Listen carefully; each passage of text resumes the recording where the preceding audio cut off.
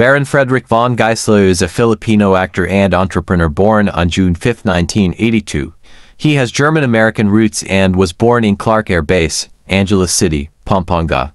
His mother, Gracia Canterbeo Nido, is from the Philippines, and his father, Donald David Geisler Jr., is a German-American who worked at the former U.S. military base. Baron has an older brother, Donald Geisler, who is a Taekwondo athlete. Geisler, an artist and poet, faced family tragedies with house fires in 2004. He joined Maranatha Christian Fellowship in 2018. Advocates for mental health, and married psychologist Jamie Marie Evangelista in 2019, with a daughter born in 2020. In September 2019, reports claim Geisler was named Peace and Prosperity Ambassador and a Datu of Sulu, but this was dismissed as the conferors lacked royal status. In July 2024, it was revealed Geisler is Nadia Montenegro's daughter's father. O de lalo ma-inlove sa akin yung mga yun. Eh, dyan naman kami bilib sa'yo, kaya... Hi. Ang pula-pula. Sarap halikan. Sigurado, babalik ako para sa'yo. Oh! Talaga! Lagot sa akin yung bati na yun! Ha? Isang pamilya rin eh. Kaso hindi namin masyadong nakilala eh. Dahil umalis din kaagad. Good morning, ladies. I'm sorry to inform you that the meeting has been cancelled. Sige na, pause na. Ayan. Cute, oh.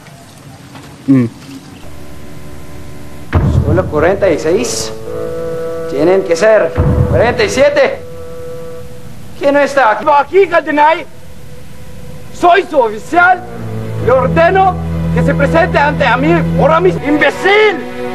Me están mintiendo. ¿Cómo podrán vencer los indios a España? Que vuelva aquí ahora mismo. Ah. Oh.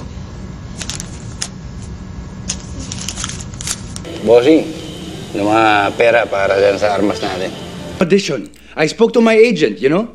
The script's ready. Everything's all good. You just have to come. You can't do this to me. I mean, Tina Bear. Tina. Come on.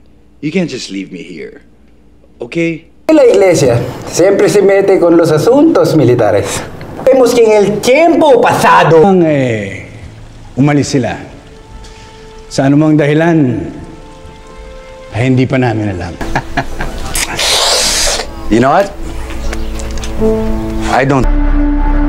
Si Peter, mahal niya si Wendy. Si Wendy, mahal niya si Peter.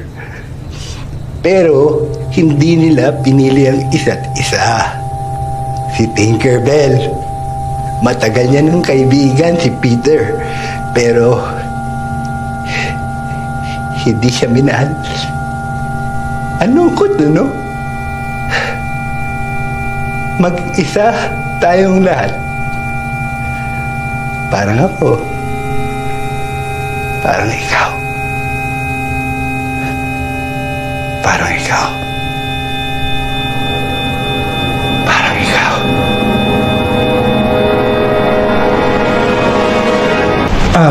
My name is Jake. And, kakalipat lang namin dito. Jake. Wow, come on. Sabihin mo na naman sa kapatid mo. Ha? Ano kanalaman niya dito? Ano ba talagang plano mo sa buhay, ha? Huwag mong mamalitin ang pagtutugtog ko. Okay? Sandali lang. Relax. Bago yan, may sasabihin ako. Gusto ko lang naman sabihin sa inyong lahat. Ang layunin natin na makapasok sa Requiem Nationals. Kasi babalik din dito si Roan bukas. Kuya, napag-isipan ko na. Dito na ako titira sa'yo. Kuya, ako pa, babe ako. Akong bahala. Hindi ako gagawa ng masama. Tsaka mali. Gina, pakilabas na rin yung garapon ng kape dahil papakapag... Nakipagbalikan ka ba sa kanya? Mga nagnanakaw sa kuprahan ko eh. Sino to? Yung may edad na. Yung... Sa tingin ko, kayo ang may kailangan sa akin. Dahil, ba't yung ginagawa to?